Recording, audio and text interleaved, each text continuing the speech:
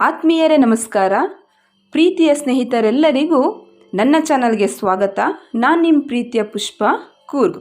ಇವತ್ತು ನಾನು ನಿಮಗೆ ಕಹಿ ಇಲ್ಲದ ಹಾಗಲಕಾಯಿ ಪಲ್ಯವನ್ನು ಹೇಳ್ಕೊಡ್ತಾ ಇದ್ದೀನಿ.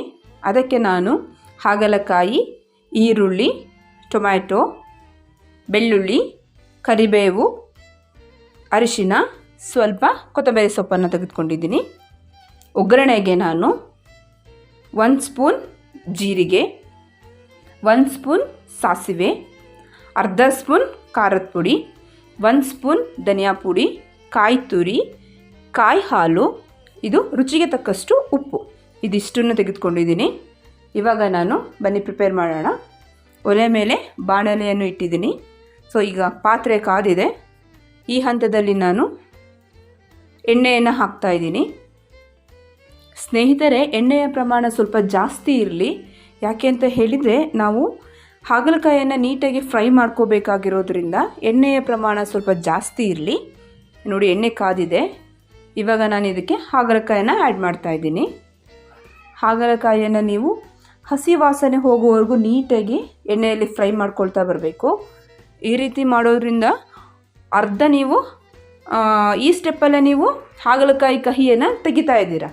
ಸೊ ನೀಟಾಗಿದು ಎಣ್ಣೆಯಲ್ಲಿ ಫ್ರೈ ಆಗಬೇಕು. ಸ್ನೇಹಿತರೆ, ನಾವು ದಿನನಿತ್ಯದ ಆಹಾರದಲ್ಲಿ ಹಾಗಲಕಾಯಿಯನ್ನು ಸೇವನೆ ಮಾಡೋದ್ರಿಂದ ನಮಗೆ ಬಹಳಷ್ಟು ಉಪಯೋಗ ಇದೆ.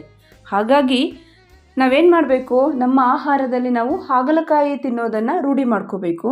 ದಿನನಿತ್ಯ ಆಗಿಲ್ಲ ಅಂತ ಹೇಳಿದ್ರೂ ವಾರದಲ್ಲಿ 2 ಬಾರಿ ಆದರೂ ನಾವು ಹಾಗಲಕಾಯಿ ತೆಗೆದುಕೊಳ್ಳೋಣ. ಇದರಿಂದ ನಮಗೆ ಆರೋಗ್ಯದಲ್ಲಿ ತುಂಬಾ ನಮಗೆ ಉಪಯೋಗಗಳು ಸಿಗುತ್ತೆ.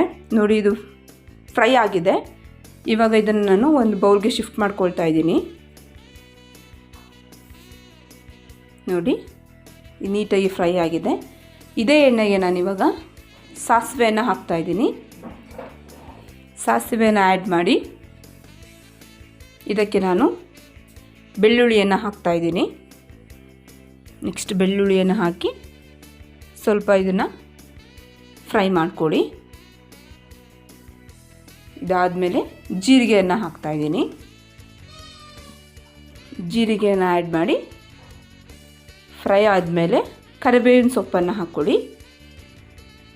ಈ ಹಂತದಲ್ಲೇ ನಾನು ಅರಿಶಿನ ಪುಡಿಯನ್ನು ಕೂಡ ಹಾಕ್ತಾಯಿದ್ದೀನಿ. ಇದಿಷ್ಟನ್ನು ಚೆನ್ನಾಗಿ ಫ್ರೈ ಮಾಡಿ ಇದಕ್ಕೆ ನಾನು ಈರುಳ್ಳಿಯನ್ನು ಆ್ಯಡ್ ಮಾಡ್ತಾಯಿದ್ದೀನಿ. ಪಲ್ಯಕ್ಕೆ ನಿಮಗೆ ಎಷ್ಟು ಬೇಕಷ್ಟು ಈರುಳ್ಳಿಯನ್ನು ತೆಗೆದುಕೊಳ್ಳಿ. ನಾನು 1 ಈರುಳ್ಳಿಯನ್ನು ಸಣ್ಣದಾಗಿ ಕಟ್ ಮಾಡ್ಕೊಂಡಿದ್ದೀನಿ. ಯಾಕೆ ಅಂತ ಹೇಳಿದರೆ ಹಾಗಲಕಾಯಿ ಪ್ರಮಾಣ ಕೂಡ ಕಡಿಮೆ ಇದೆ. ಹಾಗಾಗಿ ನಾನು ಈರುಳ್ಳಿಯನ್ನು 1 ತೆಗೆದುಕೊಂಡಿದ್ದೀನಿ. ಇವಾಗ ನಾನು ಟೊಮ್ಯಾಟೊವನ್ನು ಆ್ಯಡ್ ಮಾಡ್ತಾಯಿದ್ದೀನಿ. ಸೊ ಅರ್ಧ ಟೊಮ್ಯಾಟೊ ಇದೆ ಇಲ್ಲಿ. ನಾನು ಹಾಗಲಕಾಯಿ ಪ್ರಮಾಣ ಕಡಿಮೆ ಇರೋದ್ರಿಂದ ಟೊಮೆಟೊವನ್ನು ಕೂಡ ಕಡಿಮೆ ತೆಗೆದುಕೊಂಡಿದ್ದೀನಿ. ಇವಾಗ ನಾನು ಹಾಗಲಕಾಯಿಯನ್ನು ಆ್ಯಡ್ ಮಾಡ್ತಾಯಿದ್ದೀನಿ. ಇದು ನಮಗೆ ಫ್ರೈ ಮಾಡಿರುವಂತಹ ಹಾಗಲಕಾಯಿ ಇದು. ಇವಾಗ ಎಣ್ಣೆಯಲ್ಲಿ ನೀಟಾಗಿ ಫ್ರೈ ಮಾಡ್ಕೊಳ್ಳಿ. ಟೊಮ್ಯಾಟೊ, ಈರುಳ್ಳಿ, ಹಾಗಲಕಾಯಿ 3 ನೀಟಾಗಿ ಮಿಕ್ಸ್ ಮಾಡ್ಕೊಳ್ಳಿ. ಈ ರೀತಿ ಇದು ಮಿಕ್ಸ್ ಆಗಿದೆ. ಚೆನ್ನಾಗಿ ಲೋ ಫ್ಲೇಮಲ್ಲಿ ಇದನ್ನು ನೀವು ಕುಕ್ ಮಾಡಬೇಕು. ಚೆನ್ನಾಗಿದೆ ನೋಡಿ, ಇವಾಗ ಚೆನ್ನಾಗಿ ಇದು ಬೆಂದಿದೆ.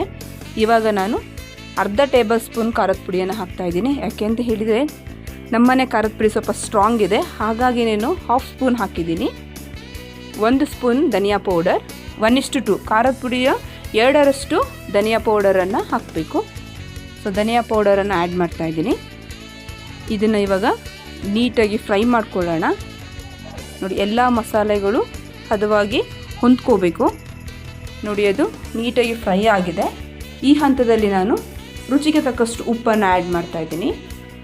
ಉಪ್ಪನ್ನು ಆ್ಯಡ್ ಮಾಡೋದ್ರಿಂದ ಬೇಗ ಬಾಡುತ್ತೆ. ಟೊಮೆಟೊ ಆಗಲಿ ಹಾಗಲಕಾಯಿ ಆಗಲಿ ಉಪ್ಪನ್ನು ಆ್ಯಡ್ ಮಾಡೋದ್ರಿಂದ ಸ್ವಲ್ಪ ಬೇಗ ಬಾಯ್ಲ್ ಆಗುತ್ತೆ. ಹಾಗಾಗಿ ಉಪ್ಪನ್ನು ಆ್ಯಡ್ ಮಾಡಿದ್ದೀನಿ. ಚೆನ್ನಾಗಿ ಅದು ಬೆಂದಿದೆ. ಈ ರೀತಿ ಬಾಡಿಸ್ಕೊಳ್ತಾ ಹೋಗಬೇಕು. ಆದಷ್ಟು ಲೋ ಫ್ಲೇಮಲ್ಲೇ ಮಾಡಿ ವೀಕ್ಷಕರೇ ಇದನ್ನು. ಈ ಹಂತದಲ್ಲಿ ನಾನಿವಾಗ ಕಹಿ ಇಲ್ಲದ ಹಾಗೆ ನಾನು ಮಾಡ್ತಾಯಿದ್ದೀನಿ ಅಂತ ಹೇಳಿದ್ದೆ ಅಲ್ವಾ. ಹಾಗಾಗಿ ನಮ್ಮ ಡಿಶಲ್ಲಿ ಮೇಯ್ನ್ ಇಂಗ್ರೀಡಿಯೆಂಟ್ ಬಂದು ತೆಂಗಿನಕಾಯಿ ಹಾಲು. ತೆಂಗಿನಕಾಯಿ ಹಾಲನ್ನು ಹಾಕೋದ್ರಿಂದ ಹಾಗಲಕಾಯಿಯಲ್ಲಿರುವಂತಹ ಕಹಿ ಪ್ರಮಾಣ ಆದಷ್ಟು ಕಡಿಮೆ ಆಗುತ್ತೆ. ಹಾಗಾಗಿ ಹಾಗಲಕಾಯಿಗೆ ನಾನು ಕಹಿ ಬರಬಾರ್ದು ಅಂತ ತೆಂಗಿನಕಾಯಿ ಹಾಲನ್ನು ನಾನು ಆ್ಯಡ್ ಮಾಡ್ತಾಯಿದ್ದೀನಿ. ಒಂದು ಹಸಿ ತೆಂಗಿನಕಾಯಿಯನ್ನು ತೆಗೆದುಕೊಂಡು ಅದನ್ನು ನಾನು ಚೆನ್ನಾಗಿ ಹಿಂಡಿ ಹಾಲನ್ನು ತೆಗೆದುಕೊಂಡಿದ್ದೀನಿ. ಆ ಹಾಲನ್ನು ನೋಡಿ ಇವಾಗ ಆ್ಯಡ್ ಮಾಡಿದ್ದೀನಿ. ಸ್ನೇಹಿತರೆ, ಇದು ಚೆನ್ನಾಗಿ ಈ ರೀತಿ ಹಾಲಲ್ಲೇ ಅದು ಬಾಯ್ಲ್ ಆಗಬೇಕು. ಯಾವುದೇ ಕಾರಣಕ್ಕೂ ನೀವು ನೀರನ್ನು ಆ್ಯಡ್ ಮಾಡಬೇಡಿ. ನೋಡಿ, ಈ ರೀತಿ ಇದನ್ನ ಮಾಡೋದ್ರಿಂದ ನಮ್ಮ ಹಾಗಲಕಾಯಿ ಸ್ವಲ್ಪನೂ ಸಹ ಕಹಿ ಬರೋಲ್ಲ. ನೋಡಿ, ಇದು ಆಗ್ತಾಯಿದೆ. ಲೋ ಫ್ಲೇಮಲ್ಲೇ ನೀವು ಇದನ್ನು ಕುಕ್ ಮಾಡಬೇಕು. ಯಾವುದೇ ಕಾರಣಕ್ಕೂ ನೀವು ಲಿಡ್ಡನ್ನು ಕ್ಲೋಸ್ ಮಾಡಬೇಡಿ. ಮುಚ್ಚಳವನ್ನು ಮುಚ್ಚಬಾರ್ದು.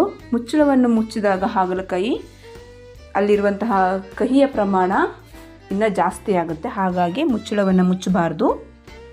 ಈ ರೀತಿ ಮಂದ ಉರಿಯಲ್ಲಿ ಇದನ್ನು ನಾವು ಬೇಯಿಸ್ಕೊಳ್ತಾ ಹೋಗಬೇಕು. ನೋಡಿ, ಮಸಾಲೆ ಎಲ್ಲ ಒಂದಕ್ಕೊಂದು ಹೊಂದ್ಕೊಳ್ತಾ ಇದೆ. ಜೊತೆಗೆ ಅದು ನೀಟಾಗಿ ಬೇಯ್ತಾ ಇದೆ. ನೀರನ್ನು ಆ್ಯಡ್ ಮಾಡಬೇಡಿ. ತೆಂಗಿನಕಾಯಿ ಹಾಲಲ್ಲೇ ಅದು ಚೆನ್ನಾಗಿ ಬಾಯ್ಲ್ ಆಗಬೇಕು. ನೋಡಿ, ಇದು ಇವಾಗ ಬಾಯ್ಲ್ ಆಗಿದೆ. ಈ ಹಂತದಲ್ಲಿರುವಾಗ ನಾನು ತೆಗೆದುಕೊಂಡಿರುವಂತಹ ತೆಂಗಿನಕಾಯಿ ತುರಿ ಇದೆಯಲ್ಲ, ಆ ತುರಿಯನ್ನು ನಾನು ಇದಕ್ಕೆ ಆ್ಯಡ್ ಮಾಡ್ತಾಯಿದ್ದೀನಿ. ಹಾಲನ್ನು ನಾನು ಮೊದಲೇ ಆ್ಯಡ್ ಮಾಡಿದ್ದೆ. ಸೊ ಈಗ ತೆಂಗಿನಕಾಯಿ ತುರಿಯನ್ನು ಇವಾಗ ಆ್ಯಡ್ ಮಾಡ್ತಾಯಿದ್ದೀನಿ. ಇವಾಗ ನೀಟಾಗಿ ಇದನ್ನು ಮಿಕ್ಸ್ ಮಾಡ್ಕೊಳ್ಳಿ. ಎಲ್ಲ ತೆಂಗಿನಕಾಯಿ ತುರಿಯನ್ನು ಇದಕ್ಕೆ ಹಾಕಿದ್ದೀನಿ. ನಮಗಿದು ಹಾಗಲಕಾಯಿ ತೆಂಗಿನಕಾಯಿ ಹಾಲಲ್ಲೇ ಬೆಂದಿದೆ. ಆಲ್ರೆಡಿ ಮೊದಲೇ ನಾವು ಎಣ್ಣೆಯಲ್ಲಿ ಕೂಡ ಫ್ರೈ ಮಾಡ್ಕೊಂಡಿದ್ವಿ. ನೀಟಾಗಿ ಅದು ಬಾಯ್ಲ್ ಆಗಿದೆ. ನೋಡಿ, ತೆಂಗಿನಕಾಯಿ ತುರಿಯನ್ನು ಮಿಕ್ಸ್ ಮಾಡೋದ್ರಿಂದ ಎಷ್ಟು ಚೆನ್ನಾಗಿ ಕಾಣಿಸ್ತಾ ಇದೆ. ಪಲ್ಯವೂ ಕೂಡ ಅಷ್ಟೇ ಟೇಸ್ಟಿಯಾಗಿರುತ್ತೆ. ಜೊತೆಗೆ ಕಹಿ ಅಂಶ ಕೂಡ ಸ್ವಲ್ಪವೂ ಇರಲ್ಲ. ಸ್ನೇಹಿತರೆ, ನೀವು ಇದನ್ನು ಮನೆಯಲ್ಲಿ ಟ್ರೈ ಮಾಡಿ.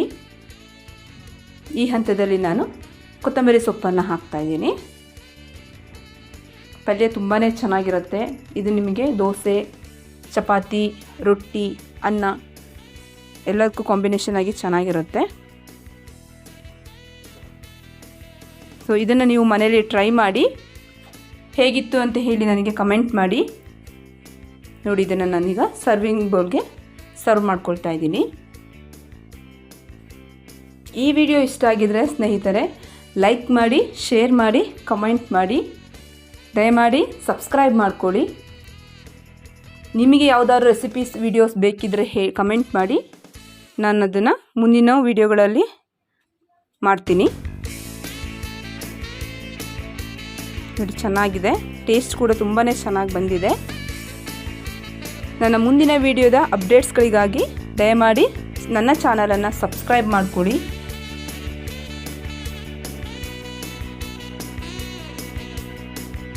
ನೋಡಿ, ಇದಾಗಿದೆ.